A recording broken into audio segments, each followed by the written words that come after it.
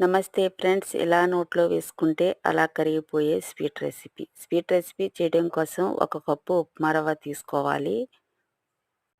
ఈ రవ్వనంతా పచ్చివాసన పోయే వరకు ఫ్రై చేసుకోవాలి. ఇలా ఫ్రై చేసుకున్న ఉప్మా రవ్వలో ఒక కప్పు ఉప్మా రవ్వకి 2 కప్పులు పాలు వేసుకుని ఉడికించుకోవాలి. చిటికెడు సాల్ట్ కూడా వేసుకుని ఉడికించుకోవాలి. ఈ రవ్వ అంతా బాగా ఉడికిన తర్వాత ఒక ప్లేట్లో తీసుకుని పక్కన పెట్టుకోవాలి. కొద్దిగా నెయ్యి వేసుకుని చపాతీ ముద్దలా కలుపుకోవాలి. ఈ పిండినంతా ఇలా కలుపుకున్న తర్వాత కొద్దిగా పిండిని తీసుకుని మనకు కావలసిన షేప్లో చేసుకోవాలి. ఇవన్నీ ఇలా చేసుకున్న తర్వాత పక్కన పెట్టుకోవాలి. కడాయి పెట్టుకుని 1 కప్పు షుగర్ వేసుకోవాలి. 2 కప్పులు వాటర్ వేసుకోవాలి. తీగపాకం వచ్చే వరకు కుక్ చేసుకోవాలి. కొద్దిగా కుంకుమ పువ్వు కూడా వేసుకుని ఈ పాకాన్ని పక్కన పెట్టుకోవాలి. డీప్ ఫ్రైకి ఆయిల్ పెట్టుకుని ఇవన్నీ ఫ్రై చేసుకోవాలి. చూడండి, ఇవైతే ఫ్రై అయిపోయి తీసుకుని వేరే బౌల్లోకి వేసేసుకోవాలి.